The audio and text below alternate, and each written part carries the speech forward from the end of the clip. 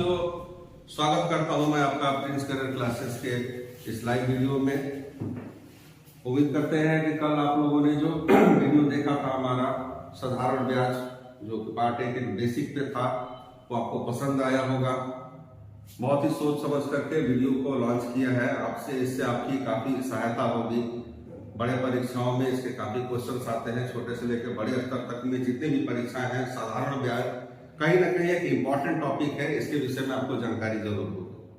मैंने कोशिश किया है कि उसके टॉपिक्स को इस 3 लाइन के माध्यम से जो एक सूत्र के रूप में साधारण ब्याज के लिए हम इस्तेमाल कर रहे हैं, इससे क्वेश्चन को हल करने में काफी सहूलियत हो।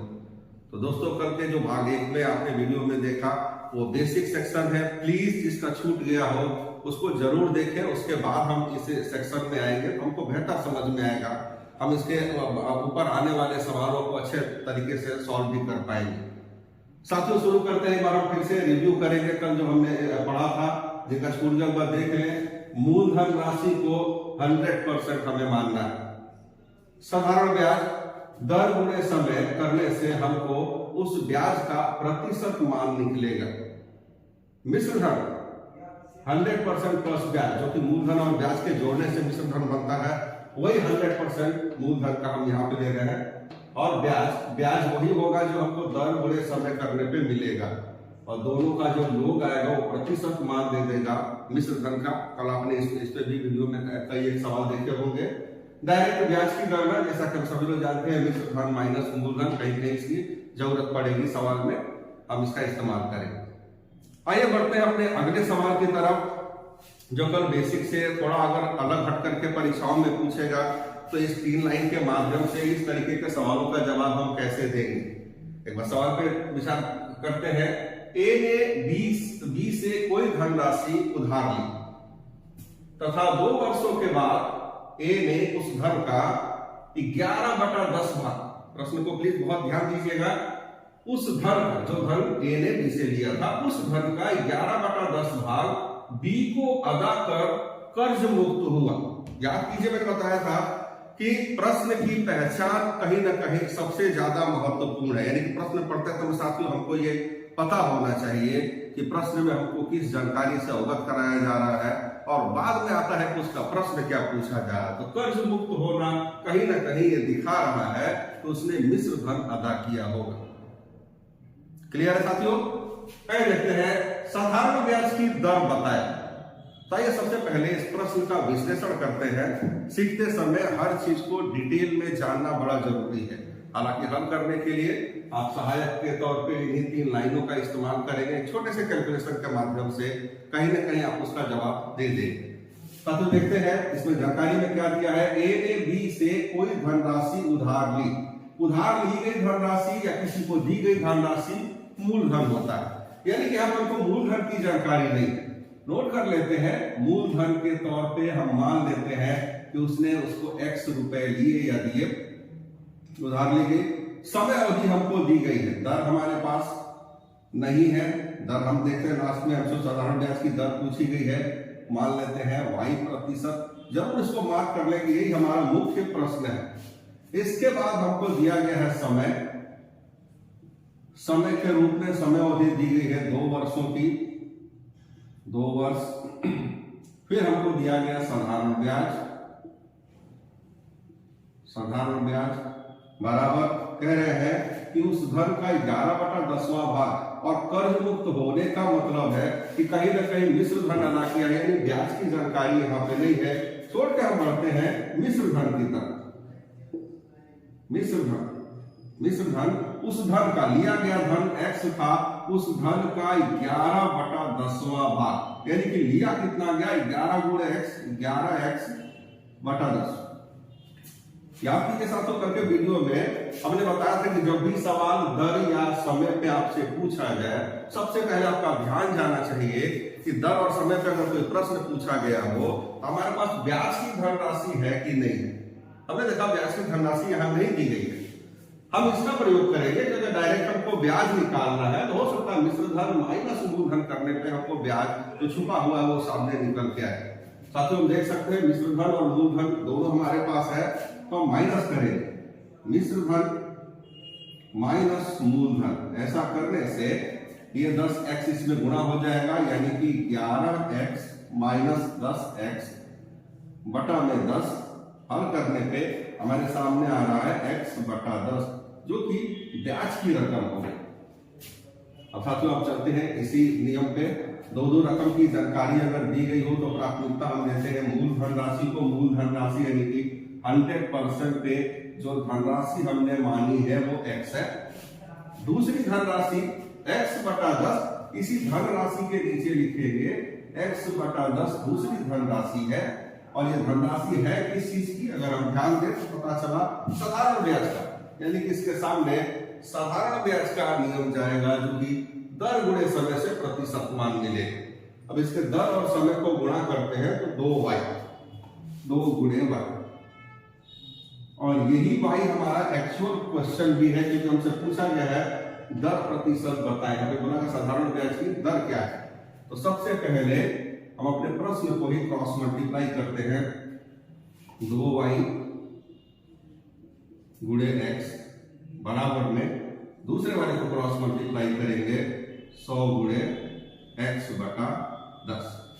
y चूंकि प्रश्न है तो y के साथ जो कुछ भी गुणा हो रहा है पक्षांतर करने पे वो भाजक के रूप में आएगा, यानी कि तब तो y बराबर हो जाएगा 100 गुणे x बटा 10, और y के साथ 2 और x गुणा थे तो भाजक के रूप में नीचे 2x भी आएगा।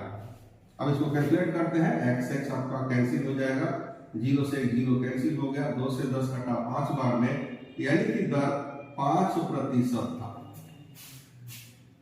साथियों ध्यान से देख ले, कहीं ना कहीं जानकारी जो प्रश्न में है वो बहुत ज्यादा निर्णायक होता है, क्योंकि जब तक हम जानकारी में क्या क्या चीज हमको दिया गया है, किस चीज से अवगत कराया गया है, अगर इसके विषय में हमको जानकारी न हो तो चाहे वो कितना भी नियम आता हो हम उसको उस नियम पे रख नहीं पाएंगे। तो हमारे पास विषय देखते हैं, ए ने बी को धनराशि उधार ली गई रकम यानी कि मूल धनराशि x, दर हमारा प्रश्न है, समय हमको 2 वर्ष की अवधि यहाँ पे बताई गई है, और बोल रहे हैं कि ए ने उस धन का 11/10वां भाग बी को अदा किया। किस चीज के लिए?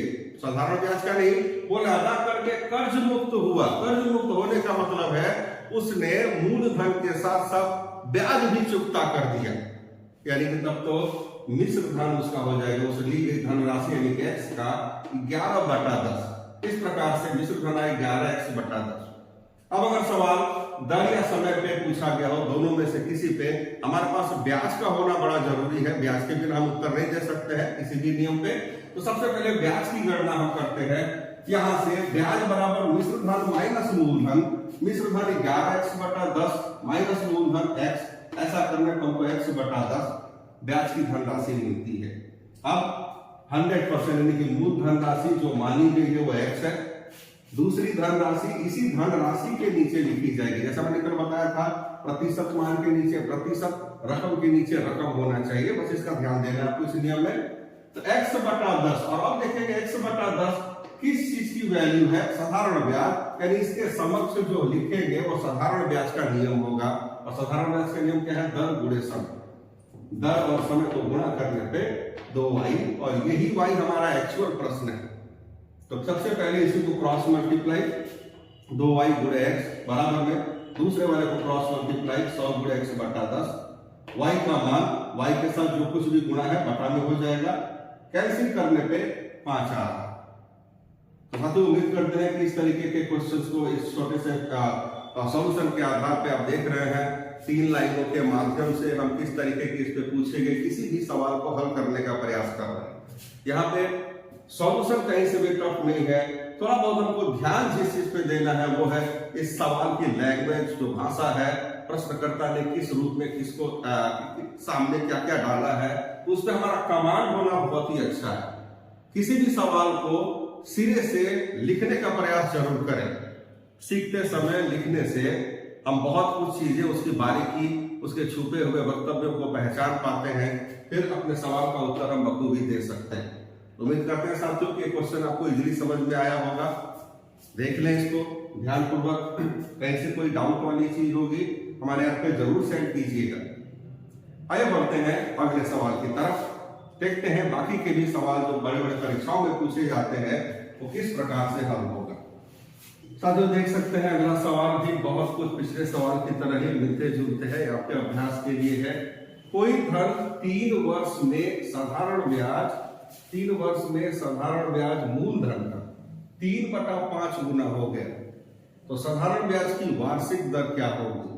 ये कहीं से बहुत से परीक्षाओं में, रेलवे में, एसएससी में, यूपीपी में और छोटे परीक्षाओं में काफी हद तक इस तरीके का क्वेश्चन आपने बार बार देखा होगा, बार बार ये सवाल पूछा जाता है और इसको हल करने के बहुत सारे रूल्स वीडियोस आपको देखने को मिलेंगे। लेकिन मैंने आपके सामने जो 3 लाइन डिस्प्ले की है इस पूरे चैप्टर को समाप्त करने के लिए, आइए देखते हैं इस सवाल को उस पर कैसे रखेंगे। जैसा कि साथियों हम पहले भी बता चुके हैं, किसी सवाल की समझ ही उसका सॉल्यूशन होता है। अगर सवाल में कोई बात हमको न समझ में आ रही हो तो स्वाभाविक है हम उस सवाल को कभी भी सॉल्व नहीं कर पाएंगे। आइए सबसे पहले देखते हैं इसका रूपरेखा क्या है। कोई धन यानी कि मूल धन राशि, कोई धन का मतलब है मूल धन राशि जो हमारे पास मौजूद नहीं है, हम कुछ न कुछ मान लेते हैं x रुपए, और ही जो समय हमारे समक्ष रखी गई है वो समय है 3 वर्ष का, 3 वर्ष। और बोल रहे हैं साधारण दर के विषय में हमको, क्योंकि दर हमारा प्रश्न है तो दर को यहाँ पे इंडिकेट कर लेते हैं कि दर हमारे को नहीं मालूम है, माना कि y% या R%, आपकी मर्जी, आप चाहे जो भी रख सकते हैं, केवल अपने समझ के लिए हमको सवाल में क्या क्या मिल रहा है। और दर ही हमारा मुख्य सवाल है क्योंकि दर हमसे पूछा गया कि वार्षिक दर होगी। उसके अलावा हमको साधारण ब्याज के विषय में एक छोटी सी जानकारी दी गई है कि जो साधारण ब्याज है वो मूलधन का 3/5 है, मूलधन यानी कि x, और उस रकम का 3/5वां भाग है, तो ये हुआ कितना 3x/5, मूलधन का 3/5 भाग। अब कह रहे हैं ब्याज की वार्षिक दर बताएं। अच्छा, दर या समय पे सवाल हो हमारे पास क्या होना चाहिए था, ब्याज, जो इस बार हमको दिया गया है।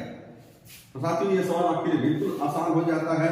सबसे पहले प्राथमिकता देंगे मूलधन राशि 100% पे जो रकम दी गई है वो x की है, x की है। दूसरी धनराशि है 3x/5, और ये धनराशि है किस चीज की, ब्याज की। तब तो इसके सामने ब्याज का प्रतिशत मान चाहिए, जिसके लिए हमको दर गुणे समय पे जाना पड़ेगा। दर गुणे समय अगर हम करते हैं तो 3y, देखिए दर और समय को गुणा करेंगे तो 3 गुणे y, 3y प्रतिशत, और यही y हमारा प्रश्न है। तो सबसे पहले हम प्रश्न को ही गुणा करते हैं कि 3y गुणा होगा x में, बराबर का चिन्ह, दूसरे वाले को क्रॉस मल्टीप्लाई करेंगे और इस प्रकार से 100 गुणे 3x/5, y का मान निकालना है तो पक्षांतर करेंगे 3 और x। अच्छा, y के साथ दोनों गुणा हो रहा है तो पक्षांतर करने पे आपको समीकरण का नियम मालूम होगा, इधर आकर के भाजक के रूप में आएगा, अर्थात y बराबर 100 गुणे 3x, बटा में 5 पहले से है, और 3y 3x भी बटा में आ जाएगा। अब इसको सॉल्व करते हैं, 3x से 3x कैंसिल हो जाएगा, 5 से 100 20 बार में, यानी कि जो दर प्रतिशत है वो 20% हो। देख लीजिए सवाल को, पिछले सवाल और इस सवाल में कोई अंतर नहीं है, ना कि किसी विशेष सूत्र की जरूरत नहीं है। आप इस लाइन पे बस सवाल की समझ होनी चाहिए, क्या कुछ हमको दिया गया है, किस तरीके से इस लाइन के ऊपर रखेंगे, तो साधारण ब्याज का ये सवाल भी आप इजीली सॉल्व कर सकते हैं। एक बार ध्यान से देख लीजिए सॉल्यूशन को।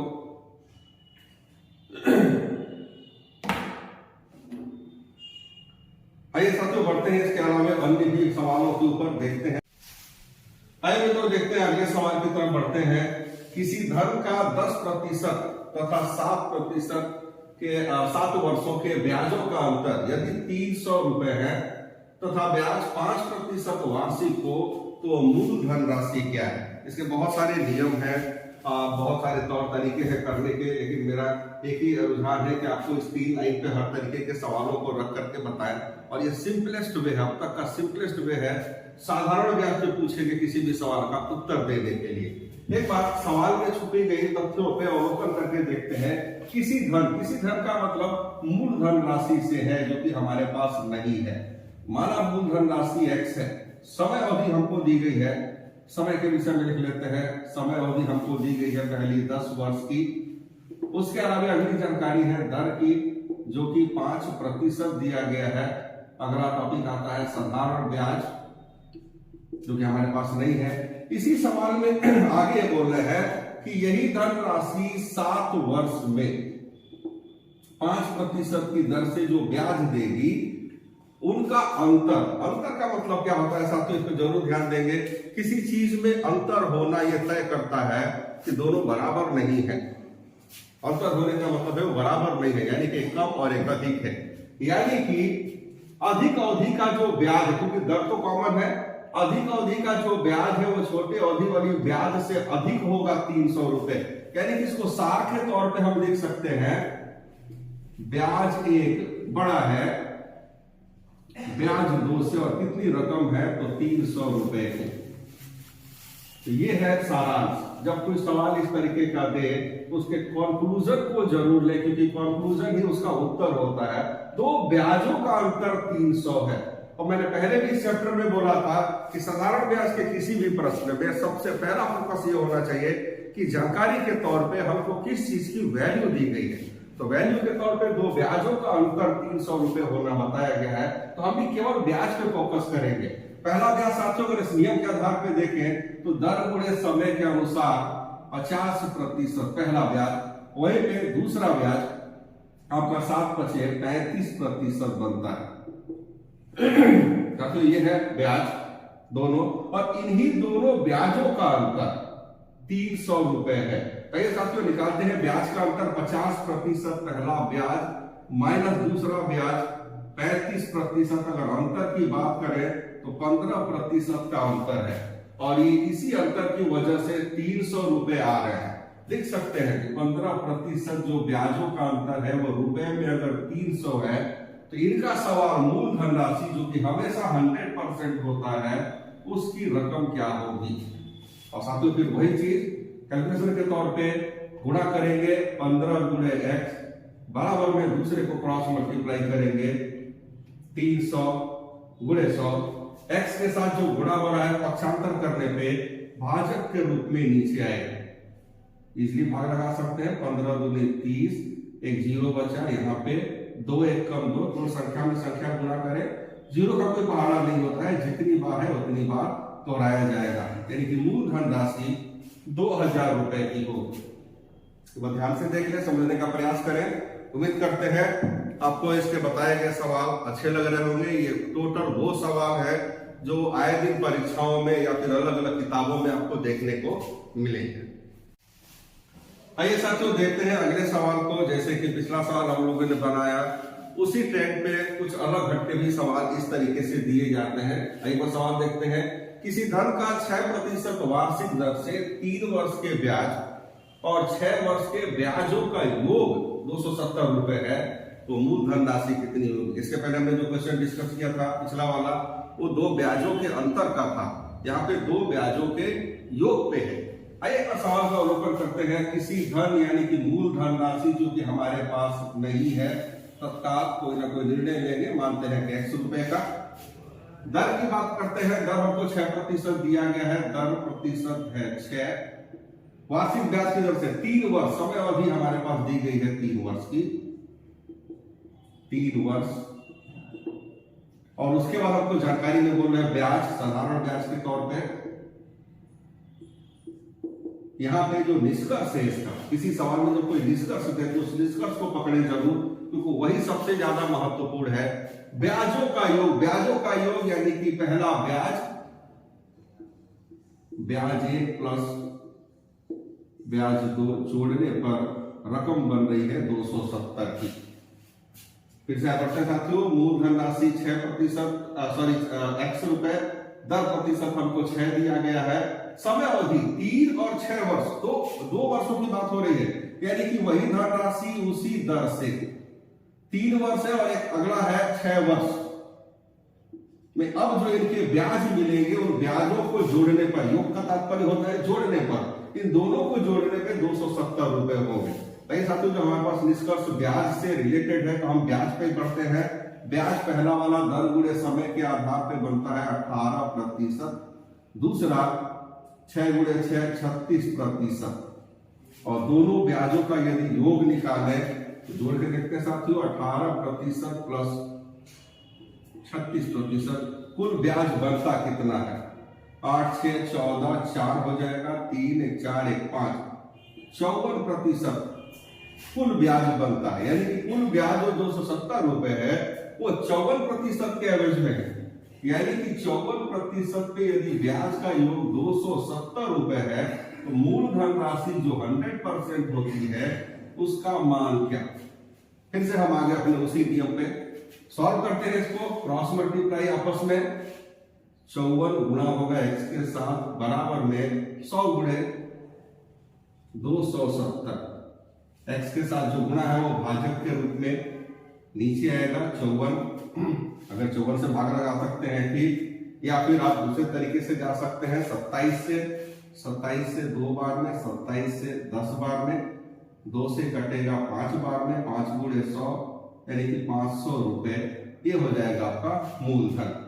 उम्मीद करते हैं साथियों पिछले सवाल से इस सवाल में जो थोड़ा बहुत वेरिएशन है वो भी इस 3 लाइन के माध्यम से सॉल्व किया जा सकता है। जरूरत है केवल एक चीज की कि सवाल में जो है वक्तव्य स्टेटमेंट जो कुछ भी हिडन दिया गया है उस पे हमारा फोकस बहुत ज्यादा होना चाहिए। सॉल्यूशन तो आपका ये 3 लाइन पे ही बन जाए। तो उम्मीद करते हैं साथियों ये सवाल तो आपको समझ में आ रहा होगा। इस पर बेहतर से ध्यान दें। अगले सवाल की तरफ बढ़ते हैं। आइए साथियों बढ़ते हैं अगले प्रश्न की तरफ। देखते हैं कि क्या इस तरीके के क्वेश्चन हम इस पे बना पाएंगे कि नहीं। ये काफी चर्चित सवाल है। छोटे स्तर से लेके सभी बड़े परीक्षाओं में इस तरीके का सवाल पूछा जा चुका है। कोई धन साधारण ब्याज की दर से 3 वर्ष में 575 रुपए तथा 5 वर्ष में 625 रुपए हो जाता है। तो 2 प्रकार के क्वेश्चन यहाँ से बनते हैं। या तो आपसे मूलधन राशि पूछी जाती है या फिर उसका दर पूछा जाता है। साथियों दोनों सवाल को मैंने एक ही में डाला है, एक ही साथ हल करेंगे। आइए देखते हैं। सबसे पहले चलते हैं इसकी जानकारी पे। हमको दिया है कोई धन राशि साधारण ब्याज की दर से 3 वर्ष की अवधि का, 3 वर्ष और 5 वर्ष, तो 5 वर्ष की अवधि में जो धनराशि हमको दी गई है 625 रुपए। ध्यान दीजिएगा साथियों, हो जाता है। मैंने बोला था पहचान के तौर पे किसी धनराशि के साथ हो जाता है, हो जाएगा, बन जाता है, बन जाएगा, ये कहीं ना कहीं पहचान है उस धनराशि के मिश्र धन होने की। यानी कि हमको 5 वर्ष की अवधि का मिश्र धन 625 रुपए, जबकि 3 वर्ष की अवधि का जो मिश्र धन है वो हमको 575 रुपए दिए गए हैं।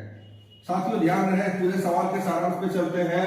2 अलग अलग अवधियों का यदि 2 अलग अलग मिश्र धन दिया गया हो तो वहां पे किसी भी परीक्षा में जो प्रश्न पूछा जाएगा वो केवल आपसे या तो धन पूछा जाएगा, कौन सी धन राशि थी, मूलधन या फिर दर, दोनों में से कुछ भी पूछा जाए। आइए देखते हैं कैसे इसको हल करेंगे। सबसे पहले दिए गए समयों का अंतर निकाला जाएगा।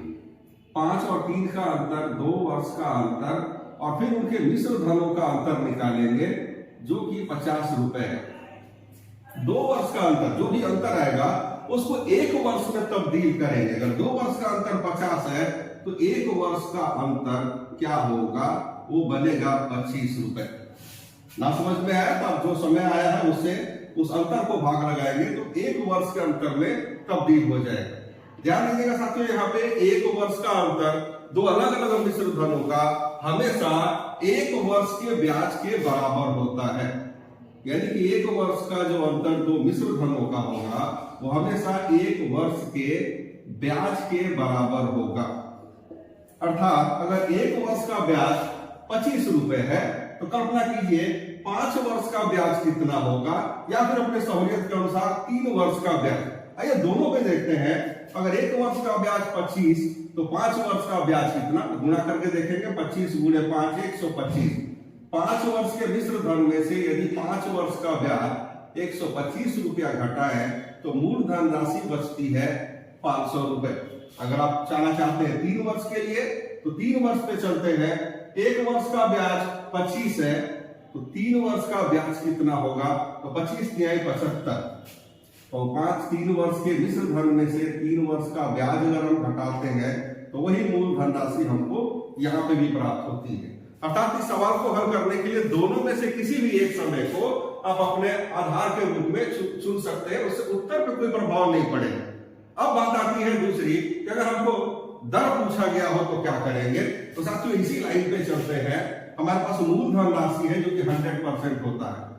100% पे जो राशि हमने पता की है वो है 500 रुपए। आप दोनों में से किसी भी समय को लेंगे, अगर हम 5 वर्ष की अवधि ले रहे हैं तो ब्याज की धनराशि 125 यहाँ लिखेंगे। अगर अवधि 3 वर्ष की लेनी है तो 75 रुपए। आए हम 5 वर्ष में चलते हैं। 5 वर्ष में दूसरी जो धनराशि हमने निकाली थी 125, ये धनराशि किस चीज की है?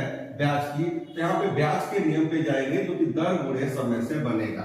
दर गुणे समय, हमारे पास समय है, दर नहीं मालूम है, मान लेते हैं x%। तो दर गुणे समय हमको दे रहा है यहाँ पे 5x, और यही x हमारा प्रश्न है दर के रूप में। तो सबसे पहले इसी को क्रॉस मल्टीप्लाई करेंगे।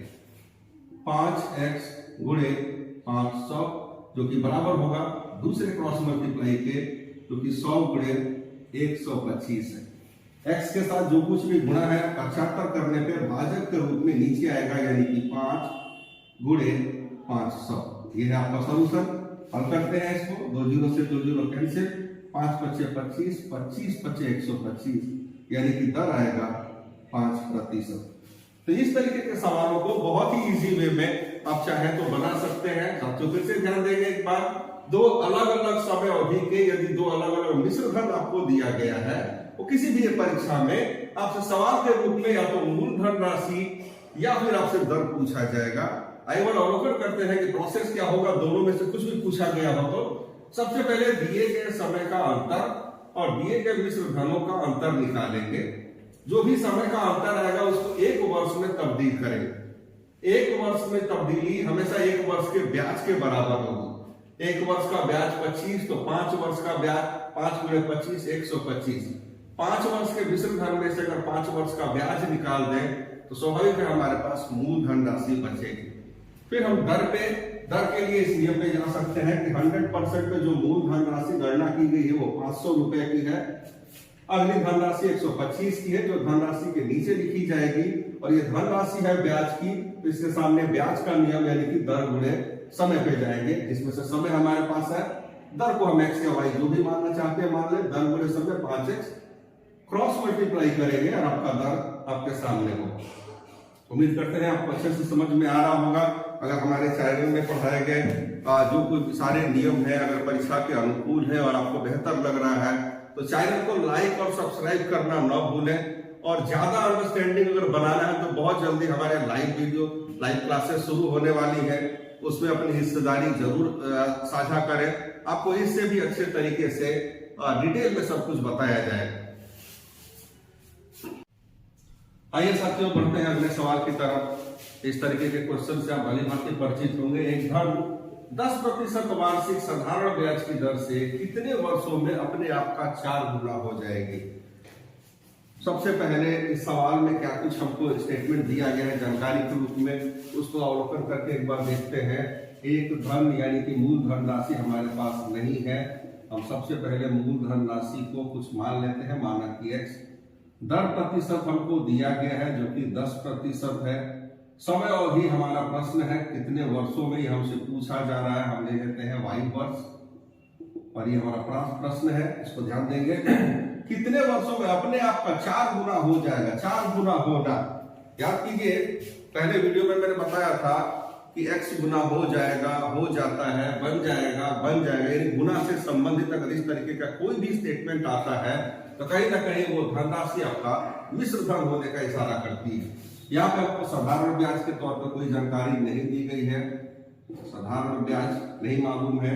मिश्र धन के विषय में बताया गया है कि वो जो धन है, जो मूल धन है, वो अपने आप का 4 गुना यानी कि 4x हो जाए, और ये रहा हमारा मिश्र धन। अच्छा, सवाल हमसे पूछा गया दर चाहे समय पे। मैं बार बार बता रहा हूं आपको, ध्यान दीजिएगा, दर या समय पे जब भी प्रश्न पूछा गया साधारण ब्याज में, आपके पास साधारण ब्याज का जानकारी होना जरूरी है, जो कि हमारे पास नहीं है। हम चलते हैं अपने इस छोटे से स्टेटमेंट के ऊपर। ब्याज अगर डायरेक्ट निकालना हो तो मिश्र धन माइनस मूल धन पे जाना पड़ेगा। मिश्र धन है हमारे पास 4x माइनस मूल धन यानी कि x, और इस प्रकार ब्याज हमको मिला 3x का। अब चलते हैं अपने इसी लाइन के ऊपर। मूल धन के तौर पे यानी 100% के रूप में जो हमने रकम मानी है x, दूसरी रकम इसी रकम के नीचे लिखी जाएगी जो कि 3x है, और ये रकम है किसकी? ब्याज की। ब्याज का नियम बोलता है दर गुणे समय करो, प्रतिशत मान मिलेगा, और यहाँ दर गुणे समय यानी कि 10y। और यही हमारा प्रश्न है। सबसे पहले इसी को हम क्रॉस मल्टीप्लाई करेंगे, 10y गुणे x बराबर में दूसरा क्रॉस मल्टीप्लाई 100 गुणे 3x। y चूंकि हमारा प्रश्न है तो y के साथ जो कुछ भी गुणा हो रहा है पक्षांतर करने पे भाजक के रूप में नीचे आएगा 10 गुणे x। कैलकुलेट करते हैं तो क्यों, x से x कैंसिल हो गया, 0 से 0 कैंसिल हो गया और इस प्रकार जो दर हमारे सामने आया वो 30% का आया। तो साथियों इस सवाल में ऐसा कुछ भी नहीं है, कोई बड़े रूप का सवाल नहीं कि ज्यादातर बड़े परीक्षाओं में इस तरीके के क्वेश्चन देखे जाते हैं, क्योंकि यहाँ पे स्टेटमेंट को समझ के सवाल को लिखना ज्यादा जरूरी है। रही बात कैलकुलेशन की, वो कोई बहुत इस तरीके का चीज नहीं है। आप देख सकते हो, फिर से चलते हैं इस सवाल की तरफ। एक धन 10% वार्षिक साधारण ब्याज की दर से कितने वर्षों में अपने आप का 4 गुना हो जाएगा। तो सबसे पहले इस सवाल में क्या कुछ जानकारी के रूप में छुपा हुआ है। एक धन यानी कि धन की जानकारी नहीं है, मूलधन हमें कुछ ना कुछ मानना पड़ेगा जो कि x है। दर स्पष्ट रूप से हमको 10% गुना दिया गया है। समय चूंकि हमारा सवाल है कितने वर्षों में, सवाल को मुख्य रूप से हमने लिया y वर्ष मान लिया और यही हमारा खोज भी होगा। इसमें साधारण ब्याज के विषय में कोई जानकारी नहीं है। किसी धन का 4 गुना 5 गुना होना एक संकेत है उसके मिश्र धन होने का, यानी कि जो धन x था यदि वो 4 गुना होगा तो मिश्र धन के रूप में 4x हुआ होगा। साथियों सवाल चूंकि दर या समय पे जब भी होगा हमारे पास ब्याज की जानकारी होनी चाहिए जो कि नहीं है। उस ब्याज के लिए हम क्या करेंगे, मिश्र धन माइनस मूलधन से गुजरेंगे। मिश्र धन 4x माइनस मूलधन जो कि x माना गया था और इस प्रकार ब्याज हमारे पास 3x के रूप में है। अब उसको हम इसी नियम पे रखते हैं 100% यानी कि मूलधन राशि x मानी गई है। दूसरी धनराशि जो हमने कैलकुलेट की है 3x, चूंकि ये धनराशि ब्याज की है तो इसके समक्ष ब्याज का नियम दर गुणे समय से होकर गुजरना पड़ेगा प्रतिशत मान के लिए। दर और समय को गुणा करने पे हमारा सवाल इसी में आ गया। अब इसको क्रॉस मल्टीप्लाई करते हैं, 10y गुणे x बराबर में दूसरा क्रॉस मल्टीप्लाई 100 गुणे 3x। y हमारा प्रश्न है तो y के साथ जो कुछ भी गुणा हो रहा है समीकरण के नियम के अनुसार पक्षांतर करने पे भाजक के रूप में नीचे आएंगे और यहां से कैलकुलेट करने पे साथियों हमको मिल रहा है 30% ब्याज का। आइए बढ़ते हैं इसी तरीके के दूसरे सवाल पे। साथियों तो ये पेश है आपके सामने अगला सवाल जो पिछले सवाल से काफी हद तक मिलता हुआ है, लेकिन थोड़ा सा इसका लेवल उससे अलग है। एक धनराशि 5 वर्षों में अपने आप का 3 गुना हो जाती है। जो लास्ट पिछला सवाल था कुछ इसी तरीके का था। तो कितने वर्षों में अपने आप का 5 गुना हो जाएगी, थोड़ा सा उसमें एक बड़ा रूप आ गया। आइए देखते हैं क्या ऐसे सवालों का जवाब भी हम खुद इस तरीके से दे पाएंगे कि नहीं। तो साथियों सबसे पहले जैसा कि मैं हर बार जोर देता हूं कि सवाल का समझ होना ज्यादा जरूरी है, हल तो उसका आप देख ही रहे कितने में है।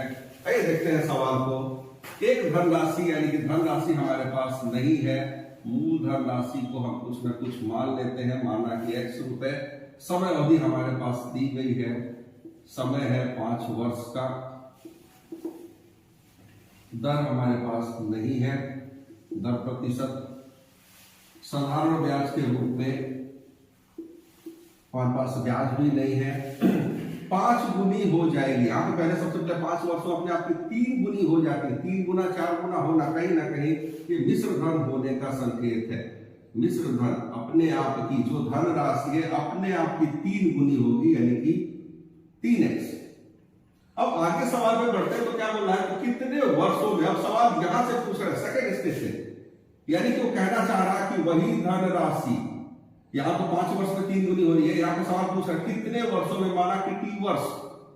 और ये हमारा दूसरे सेक्शन पे जाकर उन्होंने सवाल पूछा है कितने वर्षों में वही धनराशि अपने आप का 5 गुना हो जाएगा, यानी कि 5x। अगर रकम वही है तो 5 गुना यानी कि 5x होगा।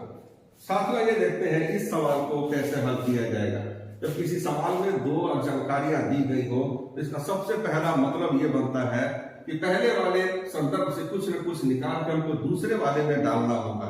कई देखते हैं इतने सवाल को फिलहाल भूल जाते हैं और फिर इतने हिस्से को देखते हैं कि कोई धनराशि 5 वर्ष में किस दर से अपने आप का 3 गुना हो जाएगा। अगर ये सवाल को हम अपने रूप में बना लें तो सबसे पहले हमको दर निकालना है।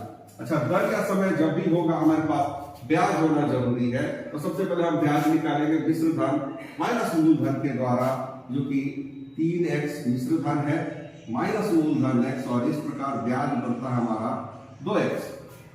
अब यहां से हम कैलकुलेट करेंगे दर को। मान लेते हैं दर फिलहाल यहाँ पे r% है। आइए दर निकालते हैं। मूलधन राशि जो हमने मानी है, यानी कि 100% जो मूलधन राशि है वो x रुपए की है, जैसे कि यहाँ पे है। दूसरी धनराशि हमने निकाली अभी 2x, इसी धनराशि के नीचे लिखेंगे 2x, और ये धनराशि है किस चीज की? ब्याज की। तब तो इसके सामने ब्याज का नियम दर गुणे समय हमको लाना पड़ेगा। दर गुणे समय हम करते हैं तो 5r% बनेगा। सबसे पहले हम इसी को निकालते हैं क्रॉस मल्टीप्लाई करके कि 5r गुणा हो जाएगा x के साथ, बराबर में दूसरे को क्रॉस मल्टीप्लाई करेंगे जो कि 100 गुणे 2x है। अच्छा, इस बार आपको चूंकि r निकालना है, r की मुख्य भूमिका है, तो r के साथ जो कुछ भी यहाँ गुणा हो रहा है समीकरणीय नियम के अनुसार पक्षांतर करने पे भाजक के रूप में 5 और x यहाँ नीचे आएंगे। कैलकुलेट करते साथ इसको x से x कैंसिल हो जाएगा। 5 से 100 20 बार में 20 दूनी 40, यानी यहाँ पे जो दर निकला वो 40% है। तो स्वाभाविक है इनके लिए भी दर वही 40% यहाँ पे रखा जाएगा। अब साथियों चलते हैं इसके समय के पीछे। समय हमको यहाँ निकालना है, तब भी हमारे पास साधारण ब्याज होना चाहिए। ब्याज के तौर पे मिश्र धन, यानी इसका मिश्र धन 5x, उसमें से मूलधन उसी x को हम माइनस करेंगे तो 4x यहाँ पे बनता है। अब इस सवाल को इसी पैटर्न पे अगर हम हल करें तो 100% पे इस बार जो धन राशि है वो x है, दूसरी धन राशि 4x, इसी धन राशि के नीचे लिखा जाएगा 4x जो कि ब्याज की है। दर गुणे समय, यहाँ पे दर गुणे समय करते हैं तो 40 की आता है, 40 की, और यही हमारा मूल प्रश्न है। सबसे पहले इसी को क्रॉस मल्टीप्लाई करेंगे 40t गुणे x, जो कि बराबर हो जाएगा दूसरे क्रॉस मल्टीप्लिकेशन के 100 गुणे 4x, 100 गुणे 4x।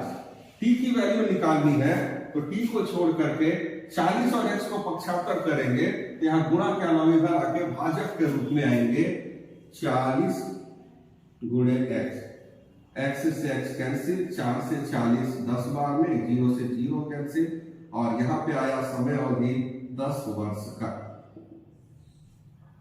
साथियों ये आपने देखा इस तरीके के क्वेश्चन छोटे लेवल पे थे, तब भी उसको इजीली हमने सॉल्व किया, और थोड़ा सा उसमें उसको बड़ा लेवल किया गया एसएससी वगैरह के एग्जाम के लिए, उसको भी इस पे बना सकते हैं। यहाँ से बहुत से किताबों में बहुत से राइटरों ने जो ट्रिकी कॉन्सेप्ट बनाए हैं गुना वाले सवालों के लिए, इसी को ट्रिकी रूल के तौर पे रखा गया है। यहाँ से अगर देखें तो 100 गुणे गुना -1 बटा में दर या समय, दोनों में से जो दिया गया है वो रखेंगे। यहाँ से देख सकते हैं साथियों, अगर इस पे हम ले हमको 100 गुणे गुना -x, गुना कितना है 3, तो 100 गुणे 3 -1 यानी कि 2x हो जाएगा। 100 गुणे गुना में हमको दिया गया है 3x, -1 अगर हम उसमें करें तो ये हो जाएगा 100 गुणे 2x, बटा में दर दिया है तो दर समय दिया है तो समय हमको यहाँ समय दिया गया है 5, तो 5 को हम रखेंगे, और यहाँ पे अगर हम हल करते हैं तो 5 20 और 20 दूनी बनेगा साथियों आपका 40, और वही 40 यहाँ पे निकला था। उसी तरीके से इसी चीज को आप इसमें भी रख करके एक लाइन में चाहे तो हल कर सकते हैं। लेकिन साथियों जैसा कि मेरा आपसे वादा था और मैंने दावा भी किया था कि मैं हर सवाल को अपने लिखे गए इसी 3 नियम पे मैं किसी भी सवाल को कन्वर्ट कर दूंगा। मैं अलग अलग नियम अलग अलग सवालों पे नहीं देना चाहता हूं जैसा कि बाकी वीडियोस में या फिर किताबों में दिया गया है। साथियों बुद्धिमान है, परीक्षा में बैठते हैं हर बार, जरा सोच के देखो, आप गणित के अगर सभी पहलू हर सवाल के लिए अगर एक नियम, एक सूत्र, एक ट्रिकी कॉन्सेप्ट अगर आप याद करेंगे तो गिनती में जब पूरा गणित खत्म होगा तो 3000 से ऊपर नियम हो जाएंगे। ऐसी स्थिति में किसी एग्जाम में किस सवाल को किस नियम पे रखा जाए ये कहना संभव नहीं हो पाएगा। सुनने और देखने में वो नियम बड़े अच्छे लगते हैं तो लगता है बहुत इजीली हमने बना लिए, लेकिन ऐसे शॉर्टकट्स कभी भी आपको परीक्षा में सफलता नहीं दिलाएंगे। शॉर्टकट मेरा भी है, लेकिन वो पॉइंट टू पॉइंट है। किसी भी सवाल में इनकी वैल्यू, इनको लिखने का तौर तरीका, इनको देखने का तरीका, किसी भी सवाल पे कहीं पे भी कोई बदलाव नहीं हुआ है। आप अब देख भी रहे हैं वीडियो में, और उम्मीद करते हैं हमारे इस तरीके के जो वीडियोस हम आगे भी आपके लिए लेके आएंगे। हमारे लाइव क्लासेस भी बहुत जल्दी स्टार्ट हो जाएगी। आप वीडियो को लाइक और सब्सक्राइब करना न भूलें, ताकि हम और भी अच्छे तरीके से आपके सामने परीक्षा उपयोगी प्रश्नों को लेकर के, बड़े बड़े सवालों को छोटे छोटे नियमों पे, पॉइंट टू पॉइंट भाषा के आधार पे कैसे हल होगा, ये आपके सामने हम लेकर के आ पाए। उम्मीद करते हैं आपको वीडियो पसंद आया होगा। प्लीज लाइक और सब्सक्राइब जरूर करेंगे। जय हिंद।